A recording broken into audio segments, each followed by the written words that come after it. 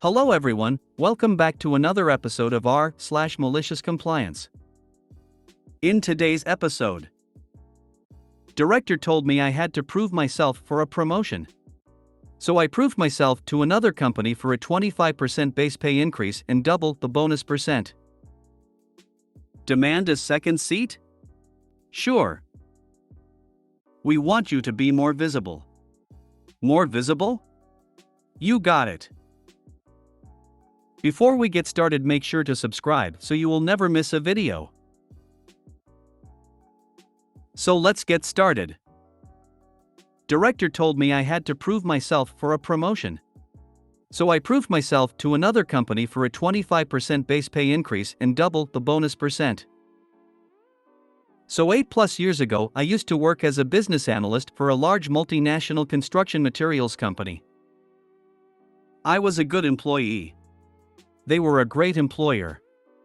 I had been given 2 promotions in my time there and been moved to several domains in the IT department. I learned a lot. A role came up to be a senior business analyst within a new domain, and for various reasons I was denied the promotion. Not a big deal. I understood the reasons. I really did. I wasn't bitter. A more deserving external candidate 100% got the position. I was still given the opportunity to work in that domain. Great learning opportunity. A few successful projects later in the new domain, I asked if I could organically be promoted to a senior business analyst. And by successful delivery, I mean my business partner going to another director in IT who had a stake in that domain, where has he been all of my life, so I had definitely done good, if not great. My manager spoke with my director and the response was, well, he needs to prove himself. I had to laugh. Don't get me wrong again. My director was a great guy. He after all did promote me twice and gave me the opportunity to learn all these various new domains of the business. Nothing against him. The explanation just pissed me off. I would have been satisfied with, there's no budget this year, or I don't think I'll get approval for an in-place promotion. HR was one of the domains I supported, so I know how things go. So I kept learning the new domain and started applying for various jobs outside the company. Took a few months, but one role finally clicked. Current job, $88,000 plus 15% bonus paid annually. New job, $110,000 plus 30% bonus paid quarterly. Director wanted me to prove myself. I just proved my worth to another company. Got a $22,000 raise on my base and doubled my bonus percentage. My manager then comes and asks me, so was there anything we could have done to keep you, like make you a senior? Well, I only started looking because they said no to being promoted. Otherwise I was and still am happy here. The money is hard to turn down though. In hindsight, I am glad they denied me the promotion. I would have never left that company otherwise and not been on my current career trajectory. Sometimes a small push like this can be all we need to help us with our next move. Your manager must have quickly realized that they screwed up. He moved on a few months after me. He was denied his own promotion while I was still there. He also proved his worth to another company. And agreed. I had become complacent. This push really helped set a much better career path and way more lucrative earning potential for me. Definitely the case. Earlier in my career, I stayed at the same place for several years, in hindsight paid a pittance. In the space of 4 years I went from £16,000 a year to £48,000 by moving jobs twice. It's mental.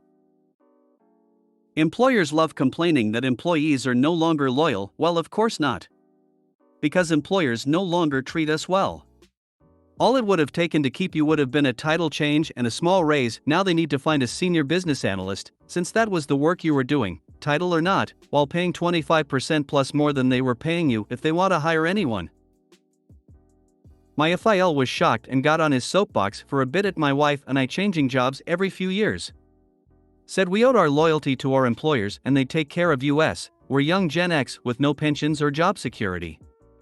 He went all shocked Pikachu, but then admitted we were right when his employer dumped him after 25 years and he had to find a new job. The modern way. Be a team player, learn all you can to make yourself more valuable. We see it on the TV news. Employers complain because they can't find the people they need. Had a similar experience last year. I was comfortable in my previous job, but I am glad they denied my in-house promotion request. Applied outside and got the Scrum Master job with a 25% pay hike. Before I left, they were ready to match the offer and give me the promotion that I was waiting for last 3 years. Demand a second seat? Sure. Witnessed this MC a few years ago. I was on a connecting flight from San Francisco to Salt Lake City. At the check-in desk around 1 hour before departure, a passenger of the larger variety was insisting he wanted to buy a second seat to ensure he was comfortable. Fair enough, on the surface of it. The lady on the desk polite assured him it would not be necessary and that he would have plenty of space on the plane. The passenger is adamant and demands she sell him a second seat next to his current seat. She complies with his demand, selling him a second seat for something over $200. As I get to the gate, I notice this gentleman is on our flight. We're one of the last ones to at the gate, so no waiting around, we pass through straight onto the plane, and the gate is closed after 5 or so more passengers behind us. Walking onto the plane, of the 150 seats, there are at most 30 to 40 people on the plane. Every single person has a full set of 3 seats to themselves. Our friend, who is sat a few rows in front of me, is furious and begins kicking up a fuss with the flight attendant that he was unnecessarily sold a second seat and demands a refund. FA has heard what happened at the desk, reiterates that fact to him, and politely asks him to calm down before he is removed from the aircraft. He then spent the entire flight composing an email with his wife to the airline's head office. You can't fix stupid. Ron White. You can. It's just not exactly legal since it involves a baseball bat and a swamp. Man, I fly for a living. 23 flights so far this year. I try to be as cheerful and understanding as possible. Some days it takes the patience of job to get through the day. I have sent a letter to the office once. They put us on a plane that they knew had a maintenance, sealed the doors, then made us sit for 90 minutes on the tarmac in ATL, mid-summer. Got 15K bonus miles out of it at least. I'm siding with the large dude on this one. He did the right thing asking for a second seat so he's not squishing the person next to him. No one likes sitting next to someone large enough to occupy 1.5 seats by themselves. Lady at the desk absolutely could have seen that the plane was mostly empty and tell the guy the seat next to him will be empty rather than be vague about it. It was mentioned that the gate agent told him that he did not actually need to buy the seat. So they were trying to tell him that. He was so adamant that it sounds like they just gave in to his demands. Bluntly, the desk person screwed up by not telling the customer in clear language that the plane was only partially full and there was no need to spend extra.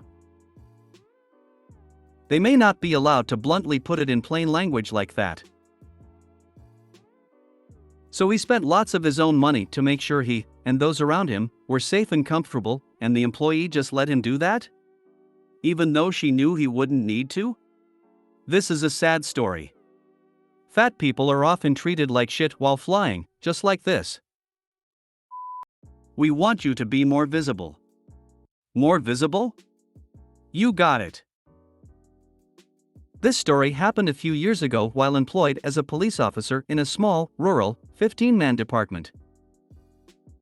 Since being a cop, I've never had a strong desire to write tickets. Typically, my limit was 15 miles per hour over before I would even consider issuing a citation, and that might result in a 5 over ticket. 10 over and would get a warning. I tended to focus on impaired and/or uninsured drivers. In the town was a lone stretch of roadway, couple of miles, leading straight to the nearest interstate.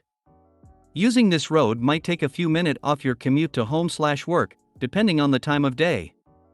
The road had a couple of very old homes which had a comfortable distance from the roadway. Speed limit was 55, but not uncommon to see drivers going 15 over. We rarely got complaints. Unfortunately, one summer we had an auto pedestrian fatal accident. A driver was on their way to work in the early hours and hit a small child who wasn't supervised by their shitty parent. Speeding wasn't a factor in the tragedy. Following the tragedy, an order was given that we needed seriously enforce speeding in the area. The next following weeks I stop anyone going over the speed limit, even 1 mile per hour over. Now, I still keep to my normal method of issuing tickets. Meaning your speed needs to be excessive to get a ticket. Most of these stops consisted of me informing them of the tragedy and the importance of all of us driving more slowly. Most drivers are understanding and see what I'm trying to do. Except a few who file complaints for stopping cars for 1 mile per hour and inconveniencing them. I get told to tone back on my proactive enforcement and just be more visible. Great, instead of looking for bigger issues or interacting with the community, they want me to just sit in my car. So for the next couple of nights I park directly in front of City Hall, with my steady burns on, when your lights are on but don't flash, 4 hours at a time. I make zero attempt at being a productive officer. And, being a vigilant and dedicated employee, I even take photographs to send my supervisor to let me know I'm being visible. Needless to say, I get talked to about my attitude and told to go back to being the normal. Side note, my sergeant later resigned shortly after some super shady shit happened in the department.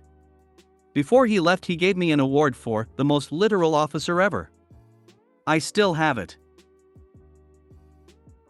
Super side note, I have another short story about malicious compliance when I was told to ticket people for long weeds in people yards. The title alone made me think of the movie Office Space. How many pieces of flair do you have on you? ITT, we hate cops because they ticket everyone for tiny infractions. Also ITT, we hate you because you didn't ticket people for tiny infractions. I seriously hate Redditors' stance on cops.